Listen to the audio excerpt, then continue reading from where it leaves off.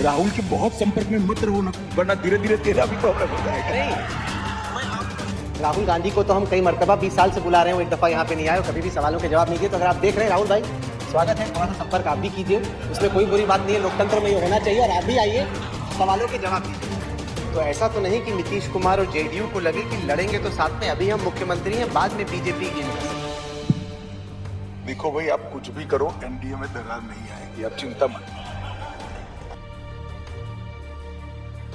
नमस्कार।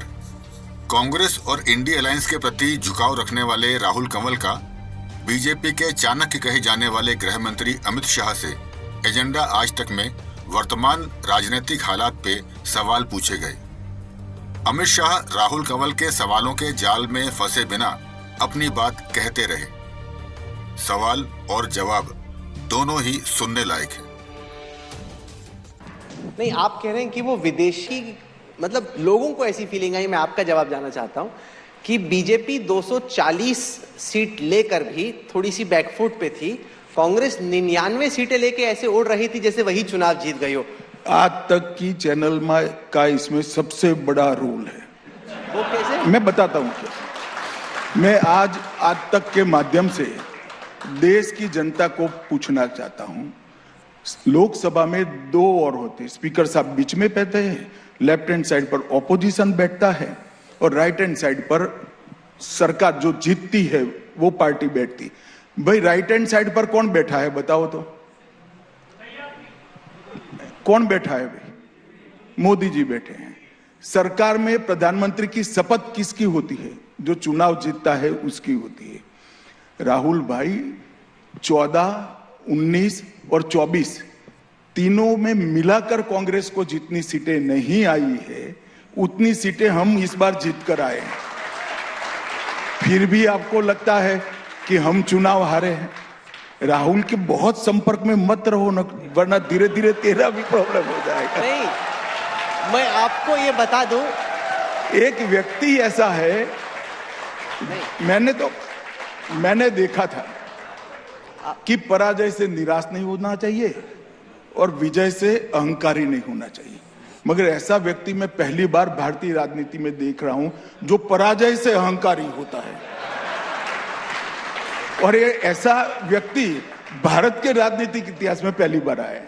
आप कह रहे हैं कि राहुल से ज्यादा संपर्क में मत रहिए। ये तो बात मैं बताना चाहता हूं सब लोग जो देख रहे हैं कि अमित शाह जी न केवल यहाँ पे आए, एक दफा नहीं कहा कि क्या पूछो क्या ना पूछो। राहुल गांधी को तो हम कई मरतबा 20 साल से बुला रहे हैं, वो एक दफा यहाँ पे नहीं आए और कभी भी सवालों के जवाब नहीं दिए। तो अगर आप देख रहे हैं राहुल भाई, स्वागत है, थोड़ा सा संपर्क आप भी कीजिए, उसमें कोई बुरी बात नहीं है, लोकतंत्र में ये होना चाहिए। और आप भी आइए, सवालों के जवाब दीजिए। मुंबई से पटना मैसेज किया गया है क्योंकि पटना में अगले साल चुनाव है बिहार में। तो ऐसा तो नहीं कि नीतीश कुमार और जेडीयू को लगे कि लड़ेंगे तो साथ में, अभी हम मुख्यमंत्री हैं, बाद में बीजेपी गेम कर सकते हैं। देखो भाई, आप कुछ भी करो, एनडीए में दरार नहीं आएगी, आप चिंता मत करो। नहीं तो अगला बिहार का चुनाव आप लड़ेंगे नीतीश जी के साथ या चेहरा बनाकर, या आपको लगता है कि जैसे मुंबई में हुआ सेम फॉर्मूला वहां? देखिए, ऐसा है कि पार्टी के पॉलिसी डिसीजन इस प्रकार के कार्यक्रम में डिक्लेयर नहीं होते हैं, आप भी जानते हो, मगर आपका पूछने का धर्म है, पूछना पड़ता है और निकल जाए तो हेडलाइन मिले इसलिए पूछते हो। परंतु मैं डिसिप्लिन कार्यकर्ता हूं भारतीय जनता पार्टी का, ये पार्लियामेंट्री बोर्ड का अधिकार है, नीतीश कुमार जी की पार्टी का भी अधिकार है। सभी दल साथ में बैठकर हम तय करेंगे और तय करेंगे तब आपको बता भी देंगे। विपक्ष आरोप लगाता है कि मोदी सरकार अडानी के मुद्दे पे बहस ना हो, इसके लिए चाहती नहीं संसद से। नहीं, कल करी ही बहस, 5 दिन से लोकसभा तो चल ही रही है। हमें कुछ नहीं छुपाना है, किसी मुद्दे पर नहीं छिपाना है, मगर उनको बहाना चाहिए कि संसद कैसे बंद करनी है। तो जो गौतम अडानी पर यूएस फेडरल कोर्ट में इंडाइटमेंट आई, जो आरोप लगे, देश के गृह मंत्री के तौर पे, बीजेपी के इतने वरिष्ठ नेता के तौर पे, उन आरोपों को आप कैसे देखते हैं और इनकी कैसे तहकीकात होनी चाहिए? देखिए, कोई भी सरकार किसी और देश की कोर्ट में कोई आरोप लगे है, इसके मीडिया रिपोर्ट के आधार पर काम नहीं कर सकती है। कोई भी सरकार नहीं कर सकती, दुनिया की कोई सरकार नहीं कर सकती। जब हमारे पास कागज आएंगे, इसका अध्ययन होगा, तब देखेंगे। जो ये पॉलिटिकल आरोप लग रहा है कि मोदी अडानी एक हैं, ये बार बार मास्क पहन के आते हैं, टी शर्ट पहन के आते हैं, ये इसको एक बोफर्स मौका बनाने की कोशिश कर रहे हैं कि किसी तरीके से चिपका दें आपकी सरकार। ऐसे चिपकता नहीं है। हर पार्टी का एक कल्चर होता है। आप एक फर्जी आरोप भारतीय जनता पार्टी पर लगा दोगे, अब भ्रष्टाचार मेरी पार्टी का कल्चर नहीं है।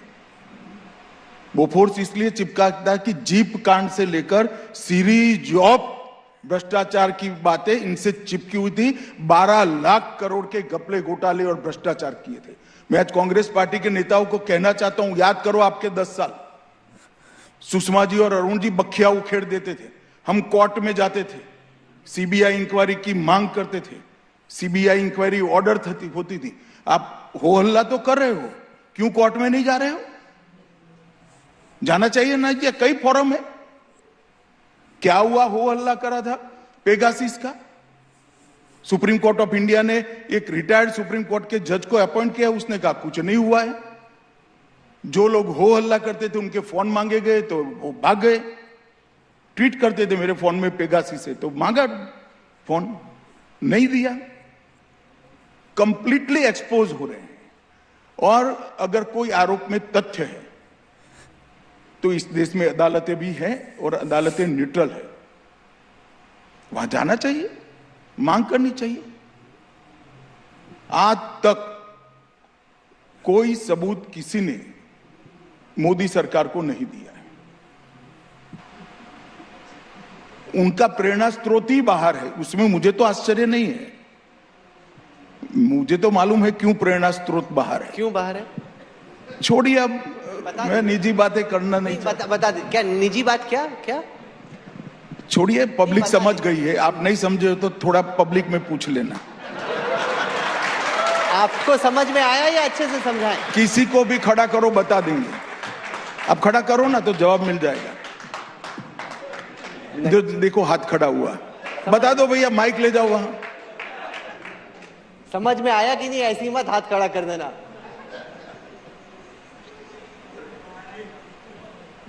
क्या समझ में आया? विदेश में कोई रहता है मिसेज? हर 6 माह विदेश जाते हैं, इसलिए कह रहे हैं। अभी थोड़े बैक और पीछे हो जाओ, रिवाइंड करो कैसेट तो और याद आएगा।